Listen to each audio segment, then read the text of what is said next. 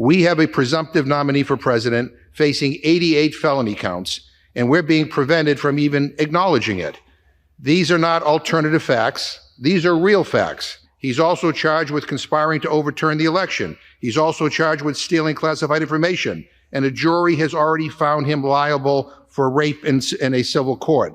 And yet, in this Republican-controlled House, it's okay to talk about the trial, but you have to call it a sham. We take down his words. It's okay to say the jury is rigged. Mr. Speaker, I demand that his words be taken down. It's okay to say the court is corrupt. Gentlemen will suspend. But not. The chair would like to remind members to refrain from engaging in personalities towards presumed nominees for the office of the president. Yeah, Mr. Speaker, a few moments ago, I was admonished for stating the simple fact that the former president was indicted by a grand jury and is on trial in a court of law. That's not my opinion. It's just the truth. So telling truths about Trump will get you admonished, but share revenge porn on the president's son and they'll let you be speaker for a day. Well, that was before the B6 event that changed the world. And now she's gone into hiding, it seems. Blonde, bad build. How you doing today? How you be? You didn't like that, huh? As another week in American politics drew to a close, we were once again reminded that there are no depths to the level of shamelessness of Republicans. Those who once stood on their self-propped pedestal and admonished the former president for being disgusting, vulgar, at fault for not securing the border, basically everything that's wrong with America, only to endorse it. And then we saw Nikki Haley, while her husband was deployed to Africa with the U.S. Armed Services, mocked by Donald Trump for being away. And it was the words of Nikki Haley that were very explicit about Donald Trump. Said, in part, that they were disgusting, awful, unhinged, and said that somebody that makes comments like that doesn't deserve to be commander-in-chief. Her own husband got on social media and fired back and said the difference between humans and animals would never allow the dumbest ones to lead the pack. His allies pushed extramarital affair rumors about her. This is somebody who suggested that she may not even be eligible to run for president because her parents are immigrants. And today, her announcing that she's going to vote for Donald Trump is just, I think, another chapter in something that we've already lived out with the likes of Ted Cruz and Marco Rubio 8 years ago. She did raise her hand in that Republican debate and said that she would vote for a convicted felon if Donald Trump was found guilty. And today is evidence that she's sticking to her word. We need shrinks and cult experts to explain this, because with what you're reporting, it doesn't make a lick of sense to me. And it's so recent.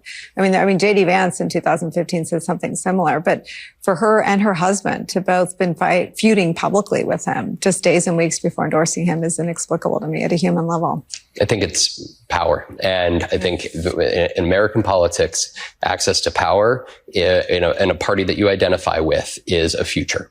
And I think that we have a great share of individuals that have proved this time and again that staying closely associated to Donald Trump is a guarantee that you are relevant within politics if you choose to remain in politics. It's unbelievable. Unbelievable. But we knew this. Mitch McConnell admitted it himself. They have no moral red line. But what did we also know? The facts relating to the sexual assault Trump was found liable of committing by a jury of his peers. However, the side effect to swallowing such extreme amounts of snake oil is that at times you can't really process the truth. It impacts your hearing, I guess. So when Democrat Jim McGovern took to the floor to insert the details of Trump's wrongdoing into the public record, Republicans were up in arms. Clerk will report the words.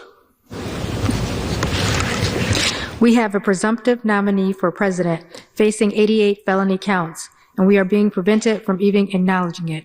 These are not alternative facts. These are real facts. A candidate for president of the United States is on trial for sending a hush money payment to a porn star to avoid a sex scandal during his 2016 campaign, and then fraudulently disguising those payments in violation of the law. He is also charged with conspiring to overturn the election.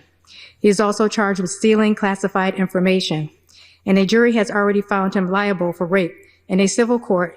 And yet in this Republican-controlled House, it is okay to talk about the trial, but you have to call it a sham.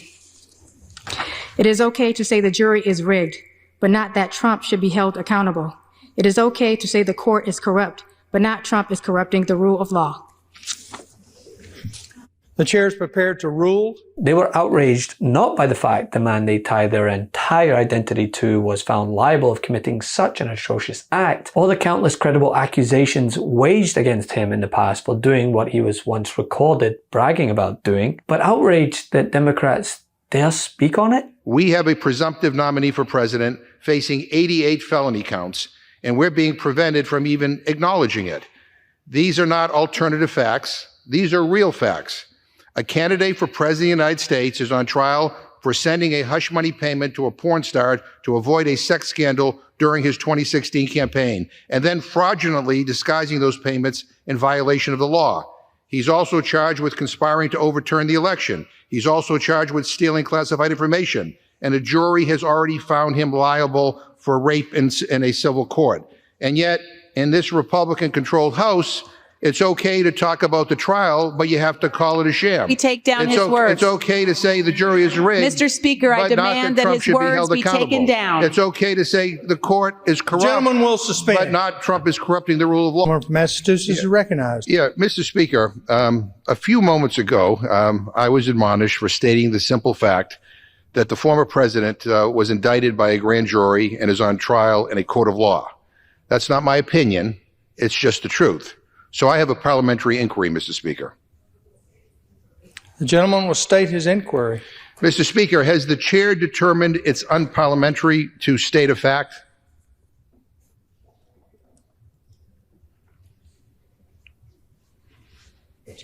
The chair is not in a position to determine the veracity of remarks made on the floor. Well, that members must avoid personalities. Yeah, well, that's unbelievable. Last week during debate, a Republican member of this House said, and I quote, "Watch the former president of the United States being hauled into court day after day with a sham trial," end quote. He wasn't admonished. I just referenced the same trial, and I was. Speaking of ever-shifting moral compasses, Mike Johnson, how are you, mate? The hush money case, but what about the underlying alleged conduct of paying off a porn star to keep this extramarital affair allegedly quiet? You're a deeply religious man, a moral man. Does that alleged conduct cause you any concern about the former president's character? Look, I'm not going to comment on that. Still preaching about how the Bible dictates your policy positions while leaving DC on taxpayer dime to bend the knee to a thrice-married adulterer found liable of sexual assault, currently on trial for paying hush money to an adult film star as a means to influence an election. How's the air up there on that pedestal? Is it crisp? But instead, my friends over on the other side of the aisle have pandered to their most extreme members over and over and over again. They let the extremists kick out their own speaker. They let the extremists dictate the agenda on the House floor. They let the extremists take down 7 rule votes since January 2023, a stunning indictment of their ability to get anything done. And speaking of indictments, Republicans are skipping their real jobs to take day trips up to New York to try to undermine Donald Trump's criminal trial. No time to work with Democrats, but plenty of time to put on weird matching cult uniforms and stand behind President Trump with their bright red ties and like pathetic props. As I've said many a times, irony has no tears left to weep when it comes to theocratic, uber-conservative Republicans like Mike Johnson, as they lay their head down next to their God Bless America Bible, praying for a billionaire's right to act without reprieve as he seeks to ban entire religions, support millions, and wage a war on his enemies. Maybe they want to distract from the fact that their candidate for president has been indicted more times than he's been elected. Maybe they don't want to talk about the fact that the leader of their party is on trial for covering up hush money payments to a porn star for political gain, not to mention 3 other criminal felony prosecutions he's facing. Now, I understand why my Republican friends want to distract from Donald Trump. They don't want to talk about how Trump had the worst jobs record since the Great Depression, how he sold out our allies and empowered our adversaries. So they bring silly things like this to the floor to deflect blame and distract from the fact that they have no real vision, just division, and no real plans to make life better for the American people. And with that, I reserve my time. The chair would like to remind members to refrain from engaging in personalities towards presumed nominees for the office of the president.